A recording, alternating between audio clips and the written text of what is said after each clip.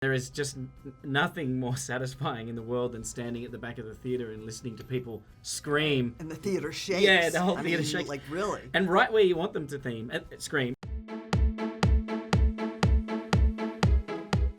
Congratulations on another Insidious movie. What is it about this franchise, or even the characters, that you think leave people wanting so much more? I mean, hopefully what people love about the franchise is that they find it scary. That's always the first and most important function of a horror film, is to terrify audiences. And horror films are one of the few genres left that I think audiences really want to see in a communal way.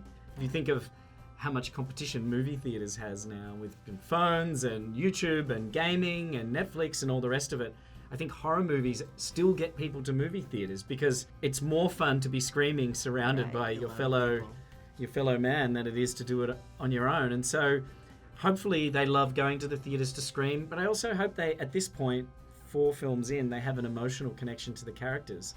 And if they do, that would be thanks to lovely Lin Shaye. I think that's one of the great things, is getting more about your character in this one. Was it fun to get to see all that? Oh, it's totally fun. I mean, I had no idea. I had no idea what my past was, according to the world, according to Leigh Whannell. Did you ever make up your own past going into it, and then you do this movie and you're like, oh, okay, so this isn't the same? No, of course, which was kind of interesting because the very first movie, I thought about that. I always do. I'm gratefully a trained actor who, you create your past because your past informs the present of what is going to be on screen. I saw her originally as a loner, like she, didn't have family particularly. She was an only child, perhaps. I actually have a little notebook where I wrote a bunch of stuff down. None of it corresponded with it. Exactly. But I'm like, okay, so she's one of 7. She's part of a large family who toured around singing songs. I've got triplets in my family. Yeah, exactly. But I think what Leigh created to put on screen now is extraordinarily interesting and still supports who I become. And because we see the end of me first in the beginning, and now we're building it all up, so I have to hopefully support who that woman is. And I think it does. And I think what's exciting for me about this part of the franchise is exploring Elise's fears and seeing that how vulnerable she can be when she delves back into her family, which is a pretty dark past. And I also think it's going to unearth some thoughts in people about things we don't talk about, the secrets we keep about our families. Because this is a secret she's kept for all these years, and I thought that was a very powerful part of telling the story. I liked that it was as severe as that. Much more interesting than my notebook. Last thing, in this movie, we do get to explore your past, kind of a second chance, seeing what happened with your character previously. If there were any characters that you played in the past or projects you've worked on that you would love to explore, kind of that prequel setting that you haven't before, who would it be? Lynn, there's got to be a couple I know, for you you. got so Surely many great you'd love characters. a Kingpin sequel. Oh yeah, I could do early Kingpin. Yeah. Give us some. What's the character's name in Kingpin? Mrs. Dumars. What the hell's the matter with you? Yeah, you're like, doesn't everyone know that? You have Mrs. Dumars tattooed across your back. I mean, you're the only one that's that close to it. I would like to know her past. I mean, she probably. I mean, it's easy to fall into that character, like, it wasn't that bad. Yeah. There she is. But really, it's a fun thing to do as an actress. You sort of do that, like we were talking about. You do create a past for yourself, but to actually write that would be fabulous. I wrote a film called Cooties with a friend of mine. It was a horror comedy. Wonderful film. I call it a cult film, which is the polite way of saying not many people saw it. It's a cult hit. It's a real cult favorite. It's an underground classic.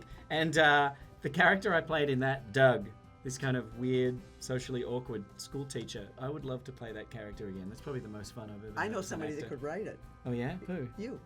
No, Sitting in this room. I messed up the first one. Get someone else. All right. What's it like stepping into a franchise that's already pretty established? Is that like daunting, or are you excited? It was both daunting and exciting. I was a huge fan of the movies, and James Wan and Leigh are sort of like the granddaddies of supernatural modern horror. So it's kind of like going in under the shadow of Michael Jordan and trying to do a layup. It was fantastic. Leigh, I collaborated with him a lot, and was able to just sort of put my mark on it. So. And you are doing a prequel, so it's kind of like balancing where we've seen the characters and where we already know where they're going to go, and then doing the before. What was the biggest challenge with getting that tone right? The biggest challenge in making a horror film, particularly if it's a prequel, is psychologically the audience just in the back of their mind knows they're going to survive, and so how do you work against that? And for me, with Lin's character being sort of a superhero, she's a psychic, she's not that afraid of ghosts. If you and I saw a ghost, I would assume you'd be terrified, whereas she's walking around with an earpiece and, you know, She's, doing like, kung seeking fu them out, and you know? yeah, Yeah. seeking them out. So for me, it was like finding a demon, creating an entity that was so scary to her and so formative in her childhood that she meets her match with this entity.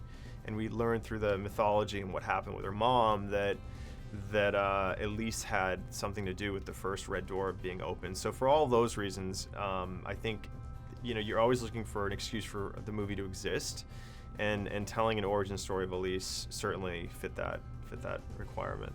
And what I love about this movie is there's kind of those I'm gonna pee my pants moments because I'm scared, but also I'm laughing so much. So how do you go about balancing those moments and approaching those opposite ends of the spectrum there? Yeah, it's always tricky. You know, it's so much of it is timing thing. You know, and unlike, because they were asking, you know, why Insidious is so popular still, it's not nihilistic, and that humor I think has a lot to do with it. You know, and laughing and fear are sort of reciprocal of each other. You know, it's like, I can't tell you how many of my relatives laugh at an Irish wake, you know, and it's like we're laughing at the absurdity of life and our own mortality. And so I think in terms of the balance, it's really just about the timing. You know, you don't want to offset a tense moment with something that's a throwaway joke, and so it's just about finding that sort of metronomic rhythm, you know.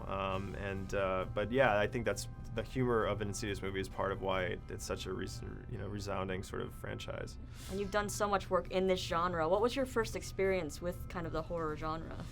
My first film was The Taking of Deborah Logan, and I should say I've acted in a couple of horror films, and so I was raised on ghost stories, so I always loved scaring my cousins. We would tell really scary stories up in New Hampshire around the lake, and then have them walk to the cemetery and look at the slave's gravestone, and then I would jump out so this idea of scaring people, it was sort of instilled at a very early age. And it's the most manipulative genre, you know, in terms of just utilizing all of the mechanics of storytelling. So I always gravitated towards it, and for me, the best horror has a great story at its heart. You know, it's the story isn't secondary to the scares. The story is first, and then the scares come. You know, and so if you're invested in the characters and you care about their journey, I think it makes it scarier. So for all those reasons, I love horror.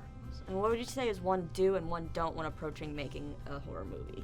One do and one don't. Again, it's just the way you approach it. Start with the story. Start with something. Start with a character that you really care about. And I think it's too easy to put a bunch of pretty young people into a frivolous situation and then start picking them off. And for me, I just get so bored of that. I want a compelling story, you know. And my first film was an older woman who has Alzheimer's disease and her daughter struggling as her caregiver, and that's a really compelling story. And then you start twisting it and turning it into a possession movie. And so for me, it's all about the hook of the characters first. So don't start with, I'm going to try to scare someone with no, this and yeah, then do because that. I mean, and the scares can be, you know, anybody can do a big bang and a sound effect and, you know, have the noise, or misdirect and have a cat jump out, and, you know, and I think audiences are kind of now we even took a few jump scares out of the movie that just didn't feel as earned or as elegant.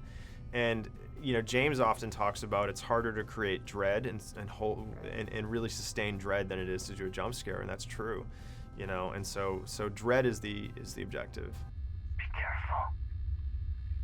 You're going to touch it.